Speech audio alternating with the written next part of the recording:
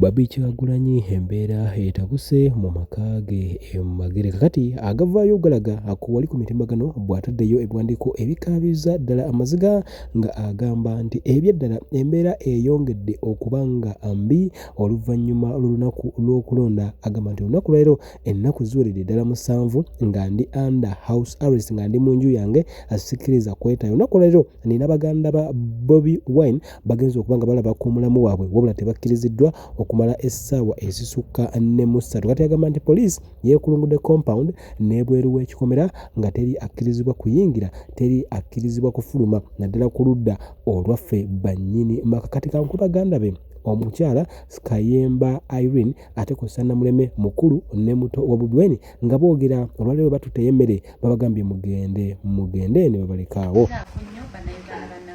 Tukutte ekkubo ne tuvuga ne tugenda e Magere. Amannya n'eddoboozi Irene Kayemba ne batubuuza mumuyita mutya sisita waffe in-law omukyala Kyagulanyi.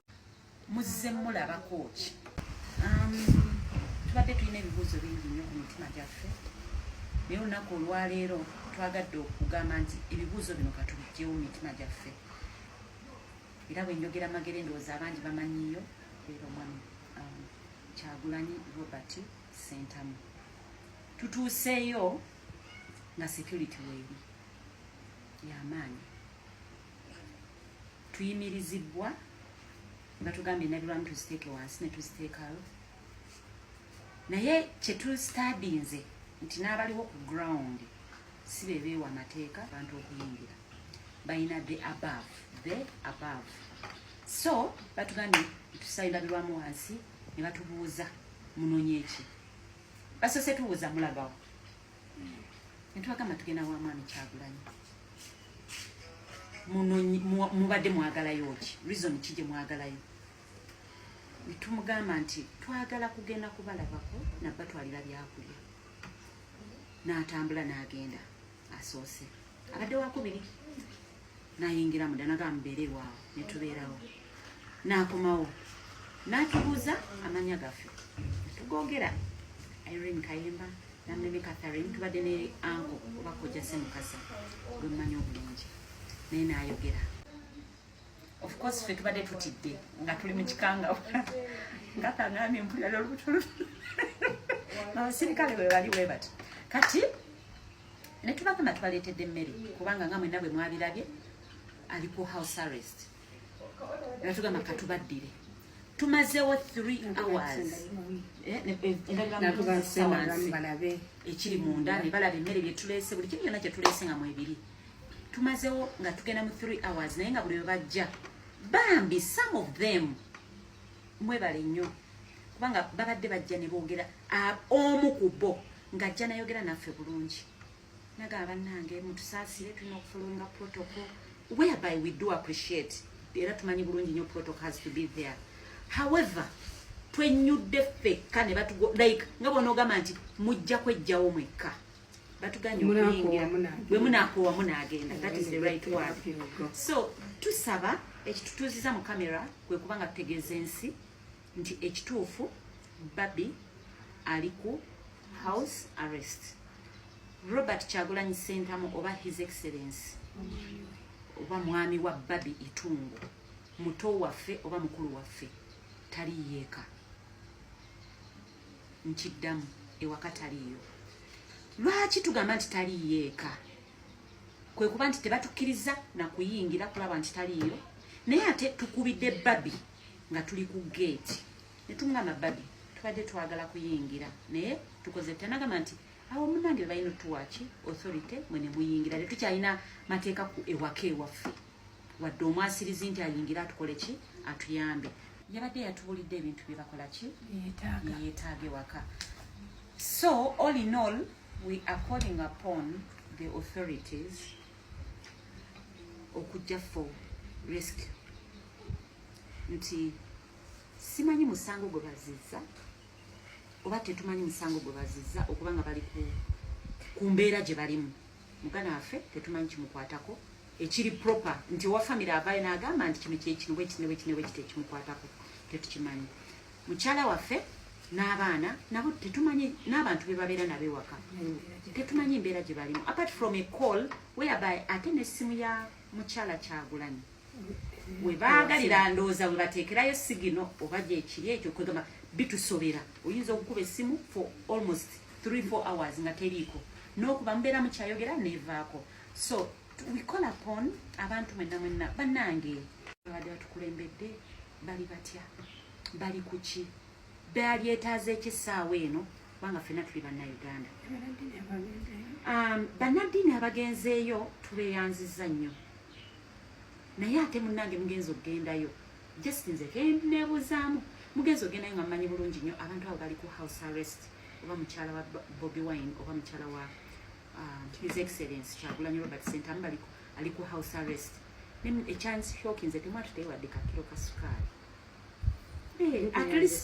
at least kemwatute essaala mwebale nnyo mwebali ddala naye nange essaala nzibawa wano ate badde ntuteyo omuceere kata badde atuteyo sabbuuni n'abalala balina bye bali badde batwalayo ne babeera nga babakkiriza okuyingira. Bannaddiini bagudde mu mbi z'aba foot soldier kakati bano abaagenda emagere ono omukyala agamba nti bano basingira ddala okuba bubi mbwera tebayina nakiddako tebayina nakibagattako naye ng'ekyamazima bano bannaddiini ekituufu simanyi oba waliwo asinga bano abasajja emitima emibi engene effubitizi n'omulugube teri asinga buno obusajja obwekwese mu madiini akina simanyi asomesa Kuruhani Gasiya mu busajja mmwe saa zino mujja muzuŋŋana muze kukakasa nti bafudde baweddewo anti mwe muliwo kulyowa myoyo munaalyowa mayiti munaalyowa mirambo essaawa zino egikunkumuka Abannayuganda bakolebwako ebikolwa ebitasaana nakolebwa ku nsolo essaawa zino wabula mwe mwasalawo okwesuyo gwa naggamba anti mwe Katonda wammwe ali ku nsi ayina n'akakona akavundu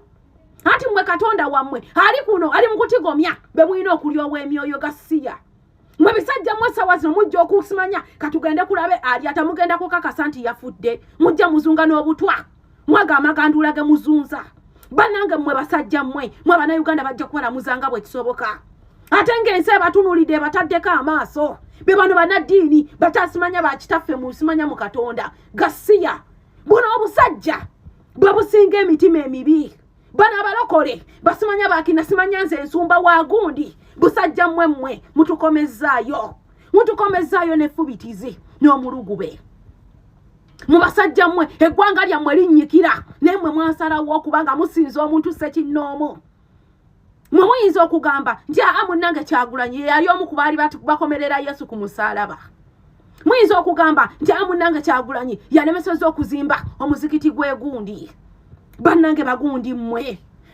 mmwe tujja kubalamula ng'ensi bweragira ate twabagamba ffenna Uganda tugenda kukafundamu ne bwona abaani ne bwona abo obadde oleekaana nti muzeeyi tava ku layini ne bwona abo obadde ogamba nti baasi jjo eno Uganda ffenna tugenda kugifundamu egenda kwokya buli omu ate nga mmwe tugenda kubalamula ng'Abannayuganda tugenda kubalamula ng'ensi bweragira. Bamuyita Muvawala akulira NUP mu tundu lya America ate nga musajja muna nkyukakyuka nnyonyi ddala awangaya mu America era nga mutuuze owa America omujjuvu no bamukwata erubaga abajjukira Bobi Wine yali ava erubaga omwami eyali alikodinga abasirikale bwe yagenda ne bamusikako essimu ye bwe yagendayo gibasaba bakwata mukwate ne bamuteeka mu mmotoka yaabwe era olunaku leero avuddeyo katayogedde embeera bwe yali n'ebyamukwasa na byonna emabega eyo nina kirutangerettanyi ono no MP wa Nuupu baagalamu maamulayo mu kalungu endala. Omusango gwankwasa bagamba nti nakwata ebifaananyi ebitakkirizibwa kukwatibwa ebibunembi saasaanya ku mikutu egy'enjawulo ekintu ekitaali kituufu nze nali jasi mu byange abalaba akatambi ako nga banyakulako essimu mu mmotoka yange ate be bamu security n'empita nkime essimu eyo babaginyakula bunyakuzi bati ne bamala ne bampita nginono awo saddamu kutegeera kyaddawo ne bantwala misango gwe nawulira tinadde nkwata ebifaananyi nga ng'otaanya emirimu gya security gye baali bakola naibigi ebyo byali okkuba abantu naye nze nali simanyi kubanga nali simanyi bo kye bambunaana naye Mukama mulungi yajampadde peyiro era kuwoza manva bwe nebaza nnyo mwenna buli ankyalidde ebizira sijja kumenya mannya naye mwenna nebaza lunaku lwa ssanyu nti mpeerebwa beiro era nebaza omulamuzi atunudde mu nsonga zange n'alaba nga kigwanidde okuweebwa beiro. Bankwata ennaku z'omwezi zaali 13 omwezi ogwa Desemba. Ebbanga eryo lyonna badde ndi mu kkomera Luzira, naye nga njagala okwebaza bakanso bange, kanso wange ono owakabi ennyajja baabuzaako, ate ne nebaza ne kanso Muyizi, kanso Kagolo, naye nga mu byonna omusajja ono alwanye ennyo ssebo nkwebaza mu maaso ga kamera. Omusango guno simanyi Mami Sempijjako yasinzidde kuwaaba asaba bikawunti nga n'omusinzi obululu emitwalo 22,254 mu miruka mwe namuwangulidde nnyo, kyokka ate gye mu miruka gye yampangudde talina kyanyegako, wabula ate nti nze nateekinga responsibility nenkuŋŋanya DRA forms zange zonna neŋŋenda nazo ku ttale center. Baatuuka okusoma buli kimu kye baasomanga, nze ntikinga okusinziira ku bye nali nina ku DRA forms ze nali nkuŋŋaanyiza mu firimu. Though ezimu DRA forms zantukako leeti, naye kyanyamba bwe zaatuukira era ebifo mwe zaava baali tebannabisoma. Naye lwabire sabukawunti yandifitingira waggulu nnyo, naye ate olw'okuba nti magini y'obululu bwe yampanguza yali ntono, era mu claim ye mu application ye lwabenge sabukawunti kitagiteekako, ateeka mu miruka mwenzaalibwa mwensinga obuwagizi, omuluka gw'ebukulula egombola y'ebukulula, omuluka gw'ebugonzi, omuluka gw'ekiti n'omuluka gw'emukoko. Mugombola y'ebukulula egisingamu abalonzi abangi, kubanga omuluka gw'emukoko gugusula mu balonzi 15 n'ogw'ekiti, kyokka ate ogw'ebugonzi guli mu balonzi 14 egisingamu obungi mu gombola y'ebukulula. Then ne mulukaya n'abalimu emiruka 3 kuba erimu emiruka 4, Lukaya Town Council 3, Magezi Kizungu, Kaliro Ward ne Central Ward egisingamu abalonzi abangi. Bajja ogutaweza abalonzi 12,000 tagukonyeko olw'ensonga gulimu abalonzi batono. Nekyo tekinnewunyisa kuba ku lunaku lw'okulonda baayagala okuyisayo bokisi nnyingi bazistafing abaana baffe ne baziremesa. Kati kirabika bayinza okuba nga baakonayivinze n'abantu abamu mu ngeri emu oba endala nga baagadde baziiso bazaatachingemu egyo emiruka basobole okusaba vote kawunti, kubanga nze obwesige bwange bwonna bwakoma ku lunaku lw'okulonda kuba lwe nalinako control. Naye wano nga bigenze mikono gy'abayatono, who can easily be compromised, sisobola kubeera nga nzikiriza bikawunti anymore. Any other law to give more efficacy to this SR, unless if it is repealing it or amending.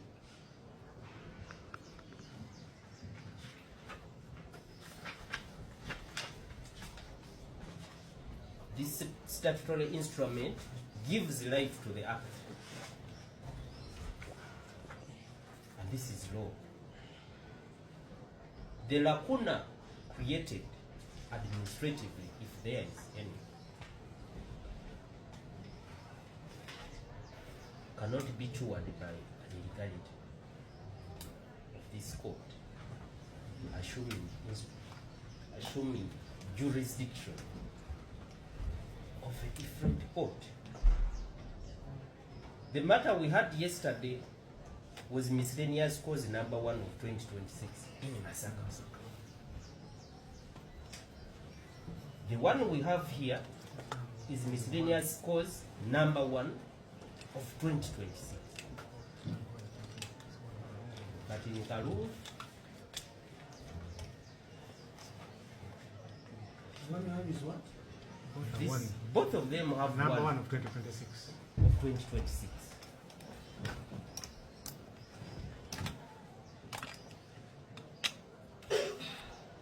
At least by law we have no explanation for this, and even if it were administrative, we have not gotten any. I still reiterate my earlier council's submission that this court has no other alternative but to